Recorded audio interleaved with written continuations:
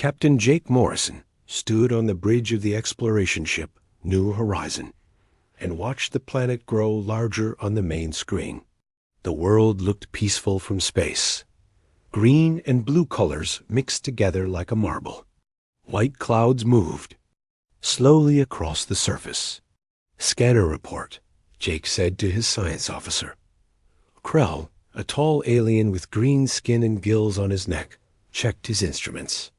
His webbed fingers moved across the controls. "Only simple animals, Captain.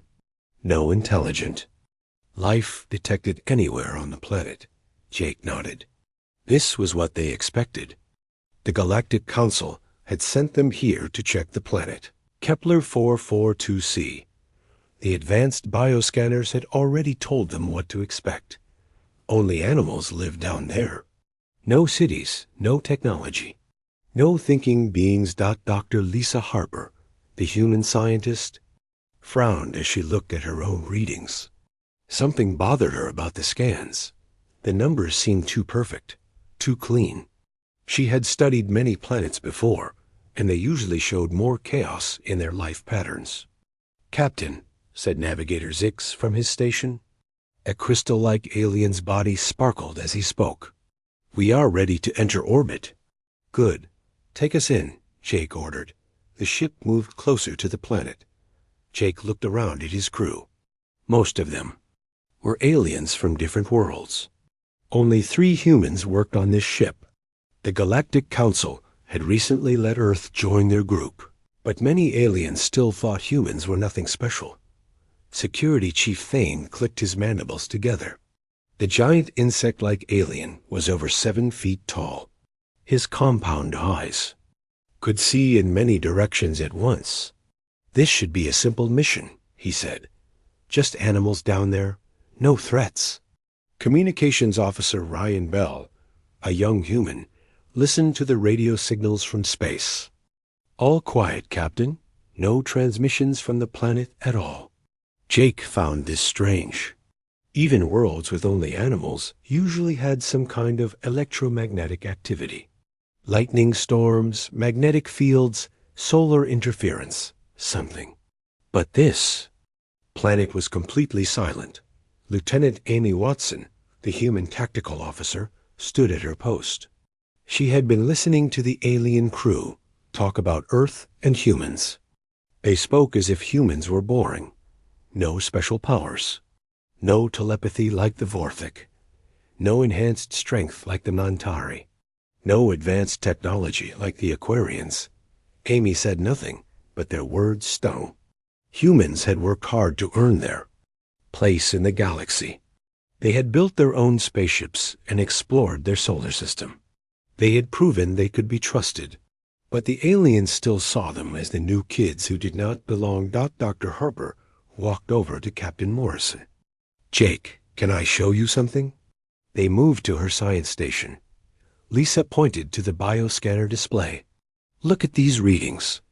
Every animal group on the planet shows the same electromagnetic signature. That's impossible." "What do you mean?" Jake asked. "Different species should have different brain patterns, different body chemistry. But these scans show everything is almost identical. It's like someone painted the same picture over and over." Jake studied the data. He had been a ship captain for 10 years. He had learned to trust his instincts.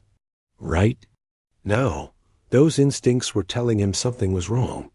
"Maybe their evolution worked differently," suggested Krell from his station. "Some planets develop very similar life forms." Lisa shook her head. "Not this similar. And look at the distribution. Patterns. The animals are spread out too evenly, too organized. Real animal herds don't move like this." Ryan Bell called out from his station. "Captain, I'm picking up some strange interference in subspace. It's very faint." "What kind of interference?" Jake asked. "I'm not sure. It comes and goes, almost like music, but not quite." The alien crew members looked at each other. Thane's compound eyes focused on Ryan. "Music? You humans hear music in everything. It's probably just solar radiation." But Jake walked over to Ryan's station. "Let me hear it." Ryan played the audio through the bridge speakers. It was very quiet, but there was definitely a pattern. It repeated every few minutes. The aliens on the bridge heard only random noise, but Jake and the other humans could sense something more. "It's artificial," Amy said quietly. "That's not natural interference." The alien crew looked skeptical. Zix's crystal body flickered with doubt. "Your human ears are not designed for space communications. You are hearing patterns that do not exist." Jake felt his patience wearing thin. The aliens always dismissed human observations. They thought humans were too primitive to understand advanced concepts. But humans had survived on a dangerous world for millions of years. They had learned to notice small details that could mean life or death. "We'll take a closer look," Jake decided. "Prepare the landing party." "Captain," Krell said, "the planet scans show no intelligent life. This is a waste of time." "Maybe, but we're here to explore, not to make assumptions." As the ship moved into orbit, Jake looked down at the planet again. The surface looked so normal. Grasslands, forests, rivers, and lakes. Herds of animals moved across the plains like cattle on Earth. Everything seemed peaceful and simple. But deep inside, Jake felt like they were being watched. It was a feeling he had learned to trust during his years in space. The feeling that something was hidden just out of sight. Dr. Harper prepared her equipment for the surface mission. She had spent her whole career studying alien life. She knew how to spot the signs of intelligence. And despite what the scanners said, she was sure there was more to this planet than simple animals. The New Horizon settled into orbit around Kepler 442c. Below them, the planet waited, its secrets hidden beneath a perfect disguise that had fooled every scanner in the galaxy, everyone except the humans. The shuttle landed on the grasslands with a soft thud. Captain Jake Morrison stepped out first, followed by Dr. Lisa Harper, Security Chief Thane, and Ensign Danny Carter. The young engineer carried a large pack of equipment on his back. The air smelled fresh and clean. A gentle breeze moved through the tall grass. In the distance, herds of deer-like animals grazed peacefully. They looked harmless, with brown fur and large dark eyes. Some lifted their heads to look at the newcomers, then went back to eating. Bio-readings confirm no dangerous life forms within 100 kilometers, Thane reported. His compound eyes scanned the area constantly. "We are safe." Danny unpacked the communication equipment. "I'll set up the relay, Captain. Should have us connected to the ship in a few minutes." Dr. Harper opened her sample case and began collecting soil and plant specimens. "The grass is remarkably healthy. Good mineral content in the soil. This planet could support human colonies easily." Jake walked in a slow circle, studying their surroundings. The grasslands stretched to the horizon in all directions. Small groups of trees dotted the landscape. Rocky hills rose in the distance. Everything looked normal, but something felt wrong. "Those animals," Jake said, pointing to the nearest herd. "They're watching us." Thane's head swiveled toward the creatures. Many prey species are curious about new arrivals. It is normal behavior. But Jake had grown up on a ranch in Texas. He knew how real animals acted around strangers. These creatures were too calm, too interested. Real deer would have run away by now. Lisa knelt down to examine some stones near a small stream. "These rock formations are interesting, very precise angles, almost like they were cut. Natural erosion can create straight lines," Thane said. "Water and wind are powerful forces." Danny finished setting up the communication relay. "We're online. Captain, the ship is receiving us loud and clear." Jake tapped his comm badge. "New Horizon. This is Morrison. We're on the surface. Beginning survey." "Copy that, Captain." came Ryan's voice from orbit. "All systems normal up here. Still no radio signals from the planet." As the day went on, the team spread out to cover more ground. Lisa collected samples from different areas. Danny took readings with his instruments. Thane stood guard, though there was clearly nothing to guard against. But Jake kept noticing strange things. The animals moved in organized patterns, not random like normal herds. They seemed to follow invisible paths across the grassland. When one group moved, others followed at exact distances. "Lisa, come look at this," Jake called. She joined him at a cluster of large stones. Up close, they looked even more artificial. The joints between the rocks were too perfect. The weight distribution was exactly what an engineer would design. "This isn't natural," Lisa whispered. "These stones were placed here on purpose." "But the scanner showed no intelligent life," Danny said, overhearing them. "Maybe the scanners were wrong," Jake replied. That afternoon, they made camp near the stream. Thane stood watch while the humans ate their rations. The sun was setting, painting the sky in orange and red colors. "The animals are more active at dusk," Lisa observed. "Look how they're gathering." The deer-like creatures were indeed moving. Differently. Instead of random grazing, they seemed to be forming specific groups. Some headed toward the rocky hills.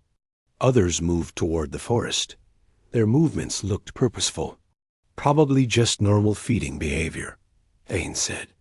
"Many species are more active at dawn and dusk." But Jake had been watching the creatures all day.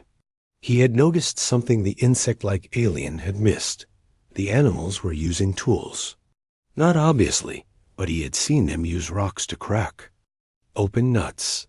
They had done it quickly, when they thought no one was looking. "Danny, do you have any recording equipment?" "Sure, Captain. What do you need?"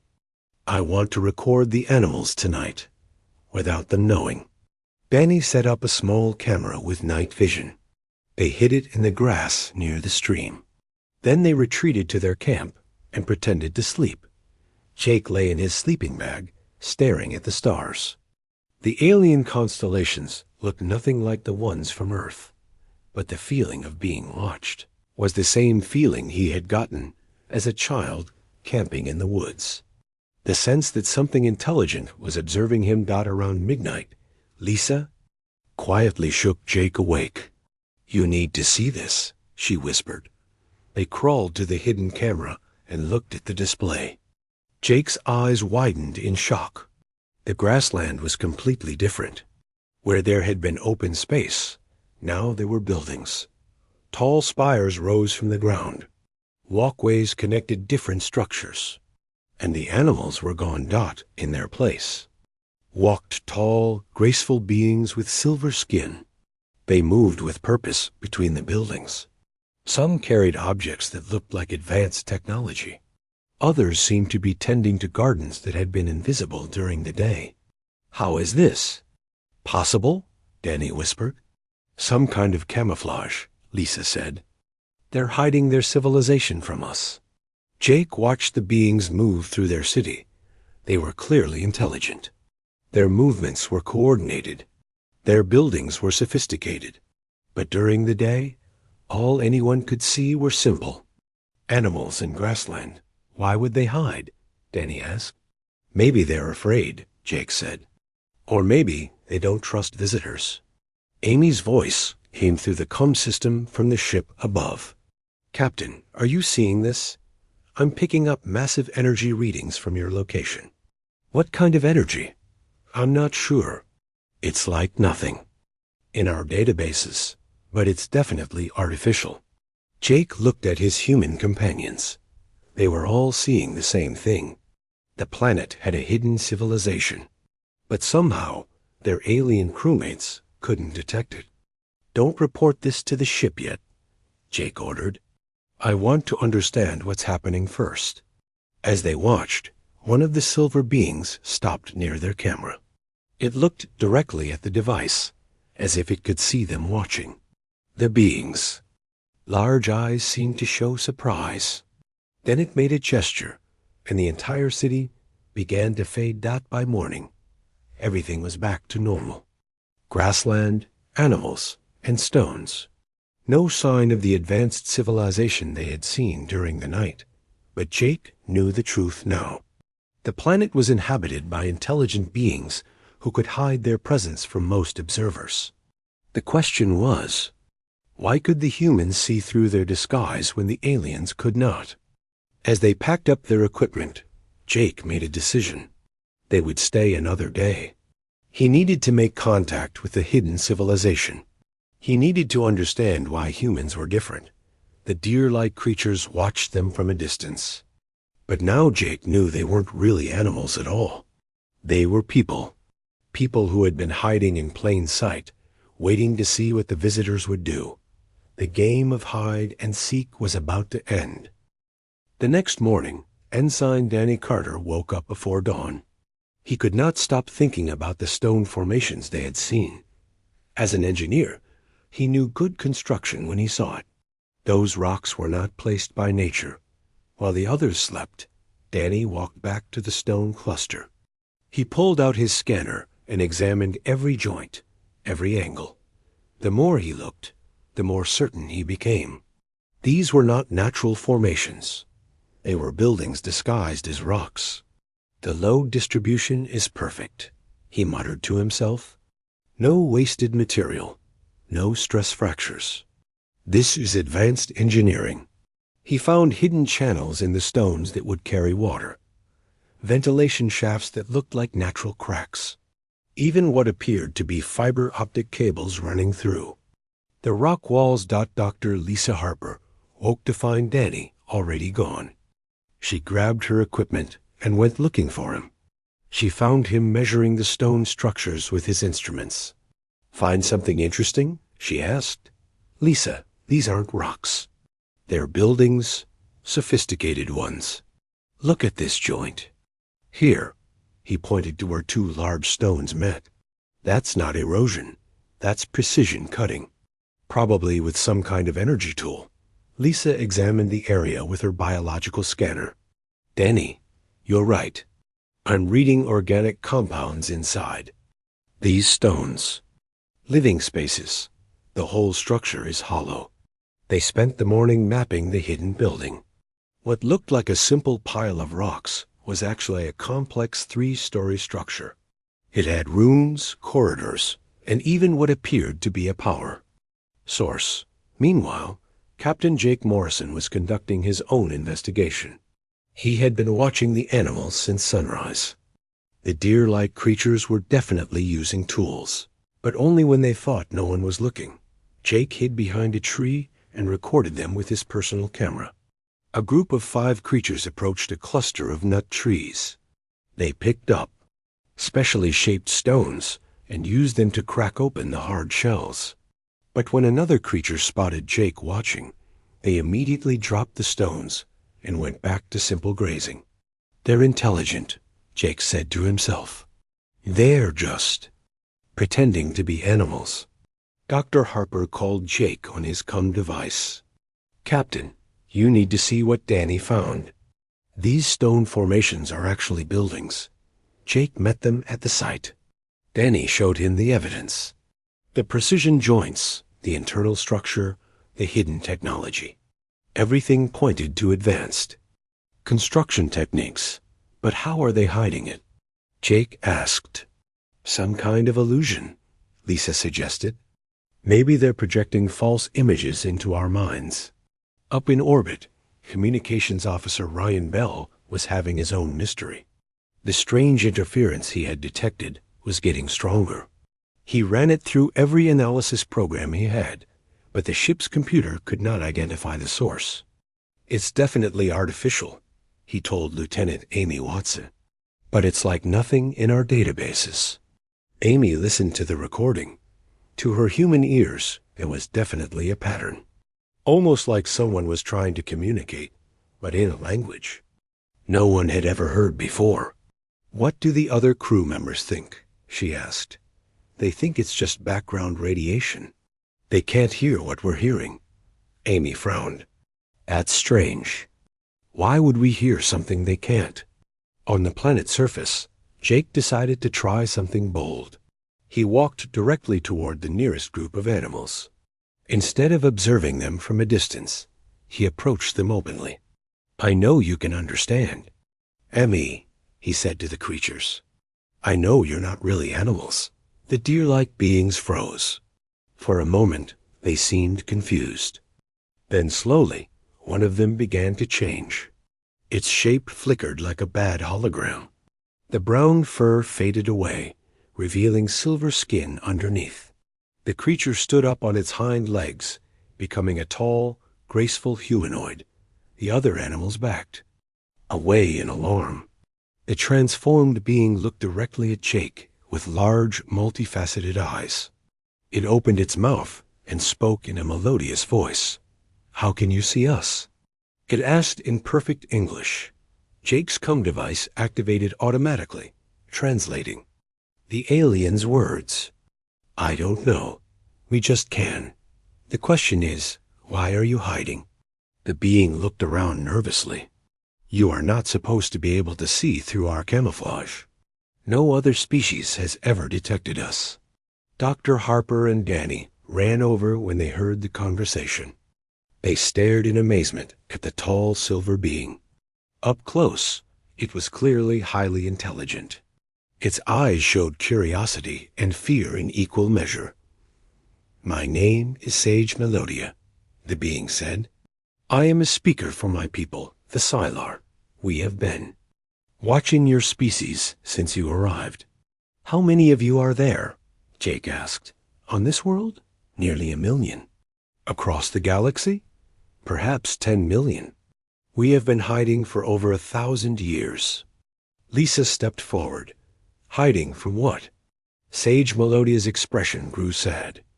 From those who would destroy us. Long ago, there was a great war. Advanced civilizations were hunted down and eliminated. We survived by becoming invisible. The Sylar explained that their species had developed powerful psychic abilities. They could project false images directly into the minds of other beings. To most species, the Sylar cities appeared as simple animal habitats. Their people looked like harmless creatures. But your minds are different, Melodia said, studying Jake carefully. We cannot control what you see. You perceive reality as it truly is. Danny was fascinated by the technology. How do you make entire cities invisible? We do not make them invisible. We make other beings see what we want them to see. But human minds resist our influence. You see through our illusions. Jake realized the implications. That's why our scanners only detected animals. You were making our equipment see what you wanted it to see. Most equipment, yes. But human-operated devices seem to work differently. Your brains process information in ways we cannot predict or control. Up in orbit, the alien crew members were growing impatient. Security Chief Thane contacted Jake by radio. Captain, you have been on the surface for over 24 hours. When will you complete the survey? Jake looked at Sage Melodia. The Sylars. Large eyes showed fear. Please do not report our presence to your ship. If word spreads that we exist, others will come looking for us. Who would come looking? Lisa asked. Those who hunt advanced civilizations. They still exist in the galaxy.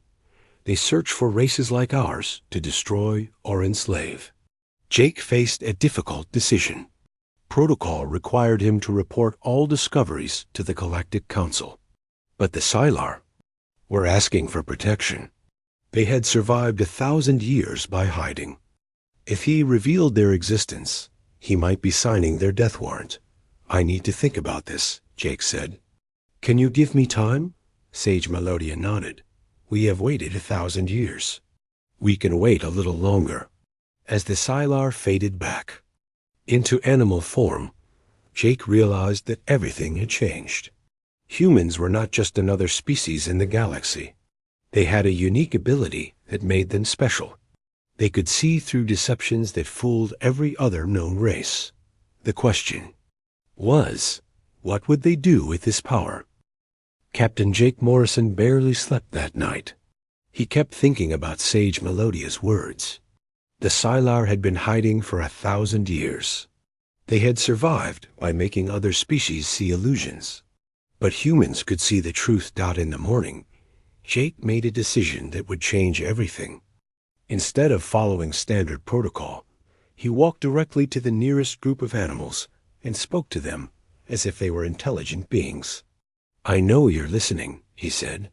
"I want to talk to your leader." The deer-like creatures looked at each other nervously. Slowly, one of them began to change. The brown fur faded away, revealing the silver skin of Sage Melodia.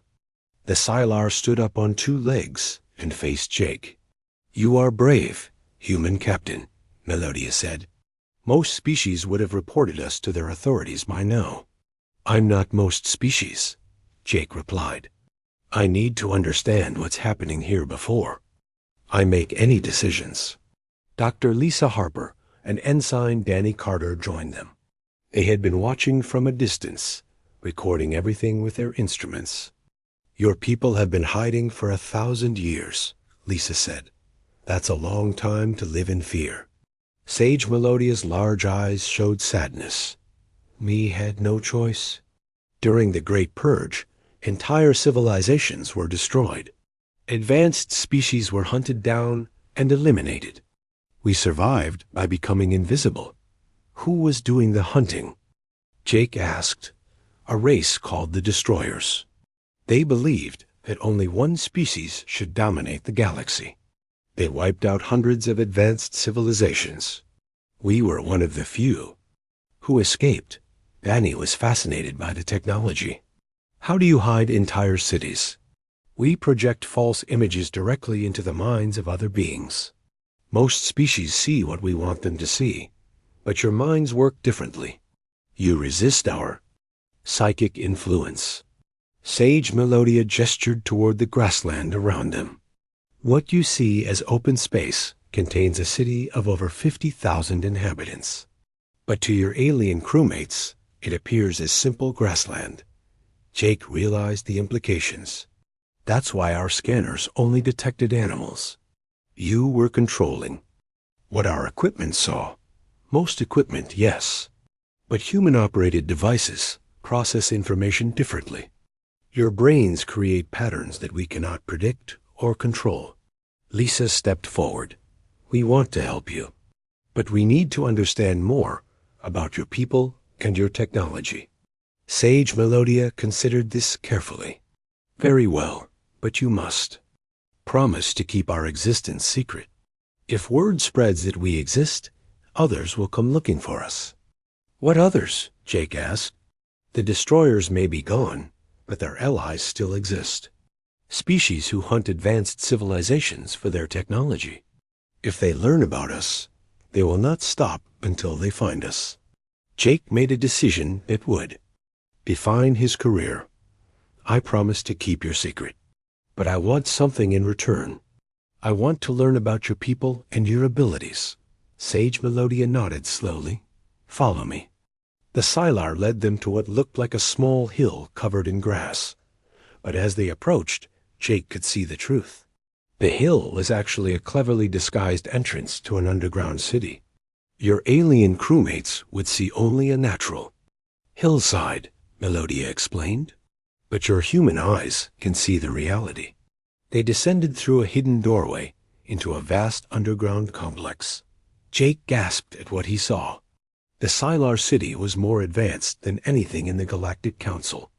Crystalline structures grew from the walls like living art. Lights that seemed to be made of pure energy illuminated the corridors. "This is incredible," Danny whispered. "The engineering is beyond anything we've seen." They passed through gardens, where plants grew in impossible colors. Waterfalls flowed upward, defying gravity. The air itself seemed to shimmer with barely visible energy. "How do you power all of this?" Lisa asked. "We harvest energy from the planet's core," Melodia explained. and from the psychic fields generated by living beings. It is a clean, renewable source that leaves no trace. They entered a large chamber where hundreds of Sylar were working. Some tended to complex machinery that seemed to grow and change. As they watched, others worked with what looked like pure thought, shaping energy with their minds. "Your people are artists and scientists," Jake observed. "We are both," Melodia agreed. "We believe that technology and beauty should work together. Function and form are not separate concepts." A group of Sylar approached them. They were clearly curious about the humans. One of them, an elderly Sylar with darker silver skin, stepped forward. "I am Elder Harmony," she said. "I have lived for over 800 years. You are the first beings to see through our camouflage since the Great Purge. How is that possible?" Jake asked. Elder Harmony studied Jake with ancient eyes.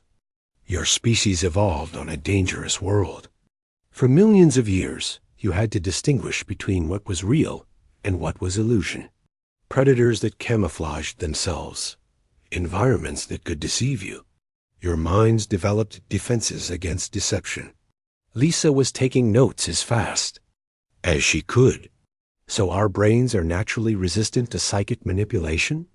"More than resistant," Harmony said. "Your minds actively seek out truth. You cannot help but see reality as it truly is. This makes you unique in the galaxy." Danny was examining the Sylar technology with wonder. "Could you teach us how to build things like this?"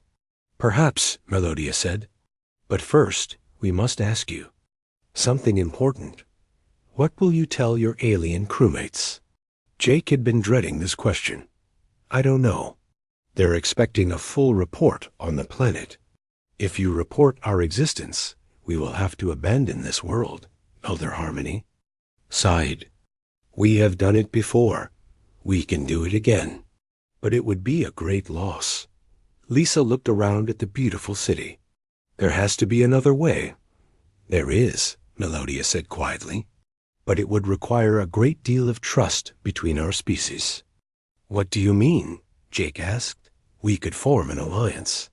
A secret partnership. Your people could help us stay hidden while we share our knowledge with you." Jake considered this carefully. "What would that mean, exactly?" Elder Harmony stepped forward. "It would mean that humans would become the guardians of galactic peace. Your ability to see through deceptions would make you invaluable. There are other species in the galaxy who use camouflage and illusion for evil purposes." "Like the destroyers?" Lisa asked. "The destroyers are gone," Melodia said. "But their philosophy lives on. There are still species who believe in conquest and destruction. They hide among the peaceful races, waiting for the right moment to strike." Jake realized what they were offering. "You want us to be your eyes and ears, to spot the threats that others can't see." "Exactly. And in return, we would share our advanced technology with humanity. Together, we could protect the galaxy from those who would destroy it." Danny was excited by the possibilities. "Think of what we could accomplish together. Clean energy, advanced medicine, space travel beyond anything we've imagined." But Jake was thinking about the responsibility. This would change everything for humanity. We'd be taking on a huge burden. "All great species must eventually choose," Elder Harmony said. "You can remain small and safe, or you can become great and accept the risks that come with greatness." Jake looked at his human companions. Lisa was fascinated by the scientific possibilities. Danny was excited by the technology. But Jake was thinking about the bigger picture. "I need to talk to my crew," he said finally. "The human crew. We need to make this decision together." Sage Melodia nodded. "We understand. But please remember, the fate of our entire civilization rests in your hands." As they prepared to return to the surface, Jake realized that humanity was about to take its first real step into the larger galaxy. Not as junior members of the Galactic Council, but as secret guardians of peace. The question was, were they ready for such responsibility? Captain Jake Morrison gathered his human crew members around their camp that evening. Dr. Lisa Harper, Ensign Danny Carter, and the voices of Communications Officer Ryan Bell and Lieutenant Amy Watson from the ship above joined them through secure communication. What I'm about to tell you will change everything, Jake began. The planet is inhabited by an advanced civilization called the Sci-Lar. They've been hiding for over 1,000 years using psychic camouflage. Amy's voice came through the comm with surprise. That explains the energy readings I've been detecting, and the strange interference patterns Ryan found. The interference is actually their communication system, Jake continued. They've been talking to each other right under our noses. The alien crew can't detect it, but we can. Ryan's voice was excited. I knew it wasn't random noise. There were patterns, mathematical sequences. I just couldn't decode them. Jake explained everything they had learned. The Great Purge, the Destroyers, the Sci-Lar's ability to project illusions into other minds. And most importantly, humanity's unique resistance to psychic manipulation. So we're like walking lie detectors, Danny said. With wonder. We can see through deceptions that fool everyone else. More than that, Lisa added, we might be the only species in the galaxy with this ability. That makes us incredibly valuable. Jake outlined the choice they faced. They could report this Sci-Lar to the Galactic Council, following standard protocol. Or they could form a secret alliance that would change humanity's role in the galaxy forever. What would this alliance mean? Amy asked from orbit. We would become the galaxy's early warning system, Jake explained. We would help identify threats that other species literally cannot see. In return, the Sci-Lar would share their advanced technology with us. The human crew considered this in silence. Finally, Lisa spoke up. Jake, this could advance human civilization by thousands of years. Their technology is beyond anything we've seen, but it would also put us in danger, Amy pointed out. If there are still species out there hunting advanced civilizations, we'd be putting targets on our backs. Danny was studying the Sci-Lar device that Sage Melodia had given him. Look at this technology. It's not just advanced, it's elegant. They've solved problems we didn't even know existed. The question is, Jake said, are we ready to become more than just another member of the Galactic Council? Are we ready to become guardians? Ryan's voice came through the comm. Captain, I've been thinking about those interference patterns. If the Sci-Lar are using them to communicate, and we're the only ones who can detect them, then we might already be the only ones who can protect them. Jake made the decision that would define humanity's future. We form the alliance. But we do it carefully. We start small and build trust over time. The next morning, Jake met with Sage Melodia and Elder. Harmony, we accept your proposal, he said. But we want to start with a test. A way to prove this partnership can work. What kind of test? Melodia asked. You said there are still dangerous species hiding in the galaxy. Help us find one. Let us prove we can see what others cannot. Elder Harmony's ancient eyes gleamed. With approval, there is a perfect opportunity. 3 star systems from here, there is a trading post that has been recording strange accidents. Ships arrive safely, but their crews are found dead with no signs of violence. What do you think is causing it? Lisa asked. We believe it is a species called the Harvesters, Melodia explained. They appear as harmless traders, but they feed on the life force of other beings. They use camouflage similar to ours, but for evil purposes. Jake nodded. If we can identify them when other species can't, it would prove our value to the galaxy. And to ourselves, Danny added. They spent the next few days planning. The Sci-Lar provided Jake with a small device that could enhance his ability to see through illusions. It looked like a simple communication badge, but it contained advanced scanning technology. This will help you identify psychic camouflage, Melodia explained. But remember, your natural human abilities are what make this possible. The device only amplifies what you already have. Jake prepared a false report for the Galactic Council. He claimed that Kepler 442c was unsuitable for colonization due to unstable geology. The planet would remain off-limits, protecting the Sylar secret. The alien crew will accept this explanation, Jake told Melodia. They never suspected the truth anyway. As the New Horizon prepared to leave orbit, Jake received a final message from Elder Harmony. You have given us hope, Captain Morrison. For the first time in 1,000 years, we believe the galaxy might become safe again. 3 weeks later, the ship arrived at the trading post. It was a busy hub where dozens of species came to buy and sell goods. Jake used the Sylar device to scan the area while pretending to conduct routine security checks.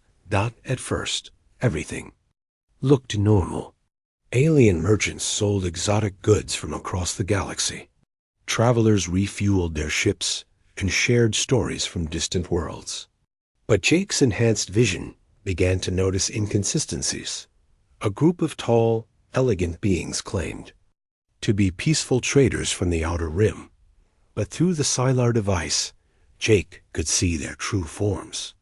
They were parasitic creatures with writhing tentacles and empty black eyes. They moved among the other traders, getting close to unsuspecting victims. Found them, Jake whispered to Lisa over their private comm channel. The harvesters are here, disguised as legitimate traders. Lisa was examining the medical records of the recent deaths. Jake, look at this. The victims all visited the same merchant stall before they died.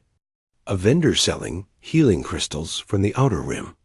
Jake watched the crystal vendor through his device. The being appeared as a friendly humanoid to most observers. But Jake could see the truth.